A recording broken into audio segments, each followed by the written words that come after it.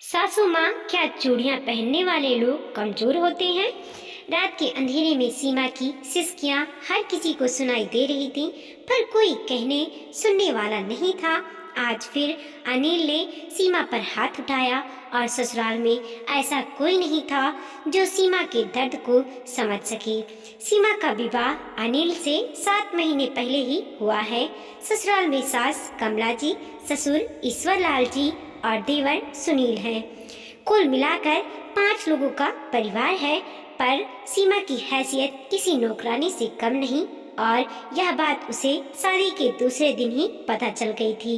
नई नई दुल्हन थी तो जाहिर सी बात है उसे घर का कोई सिस्टम पता नहीं था। हमेशा से यही रिवाज देखती आई है कि शादी के बाद नई दुल्हन को रसोई की रस्म कराई जाती है। पर जब वह शादी के दूसरे दिन अपने कमरे में बैठी हुई थी और उसके पति ने आकर उसके गाल पर तमाचा खींच कर मारा था। अब क्या तेरे होते भी खाना माँ को बनाना पड़ेगा, या कोई नौकर चाकर भेजे हैं तेरे मामा मामी ने? जा रसोई में जाकर खाना बना। सीमा अपने पति के इस तरह के व्यवहार से हक्की बक्की रह गई।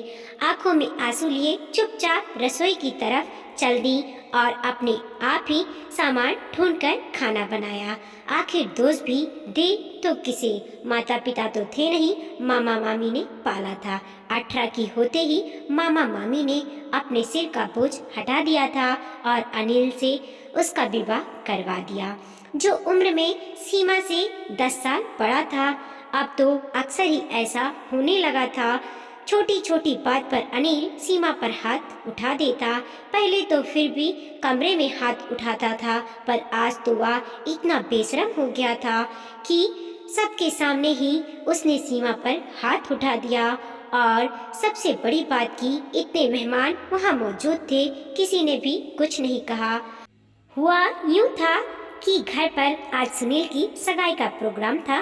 सारा प्रोग्राम हो जाने के बाद जब सुनील के ससुराल वाले अपने घर रवाना हो गए, उस समय सगुन के आए हुए सामान को सीमा के सास ने सीमा से अंदर कमरे में ले जाकर रखने के लिए कहा। उसी समय ईश्वर लाल जी ने सीमा से मेहमानों के लिए चाय बनाने को कह दिया। सो सीमा पहले चाय बनाने रसोई में चली गई। बस इसी बात का उसकी सास ने बतंगड़ बना दिया और अनिल इसी बात पर सीमा पर चिल्ला पड़ा। माँ ने कितनी देर पहले तुम्हें सामान रखने के लिए कहा था, तुम्हें सुनाई नहीं देता?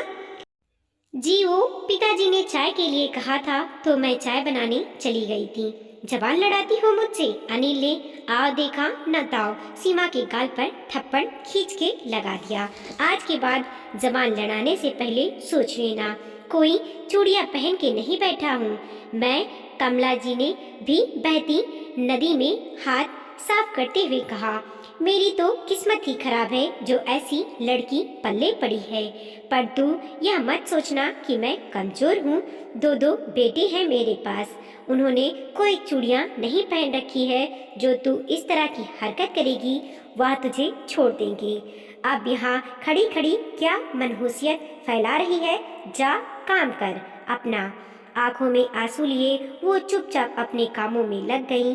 आज पूरी रात उसे नींद नहीं आई।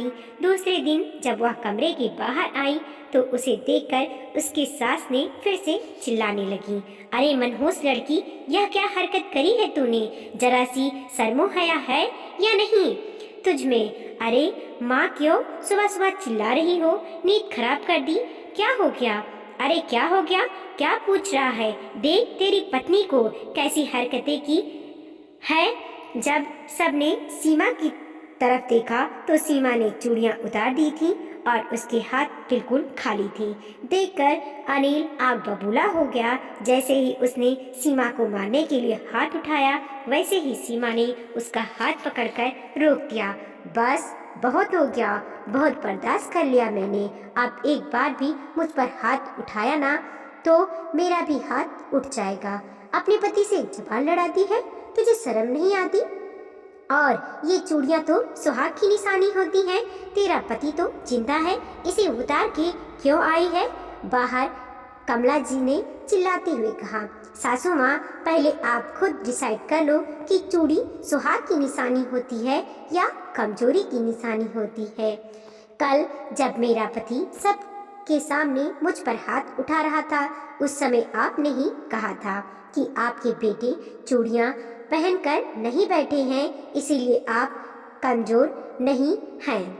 कमला जी को अपनी कल की बात याद आई। सब एक दूसरे की शक्ल देखने लगे। सीमा ने आगे कहा, अब मैं भी आपको बताना चाहती हूँ कि मैं भी कमजोर नहीं हूँ, तो मैंने चूड़ियाँ उतार दी। आइंदा सोच समझ कर कहना मेरे सामने। अब अगर कहा ना कि हमने चूड़ियाँ नहीं पहन रखी है, तो वही दुनिया के सामने आकर तमाशा बना दूंगी आप लोगों का। फिर जो होगा देखा जाएगा। आइंदा मुझ पर हाथ उठाने से पहले 10 बार सोच लेना। पूरे परिवार को जेल की हवा खिला दूंगी। अपनी बहू का ऐसा रुंध रूप देखकर घर के सभी लोग हैरान हो गए।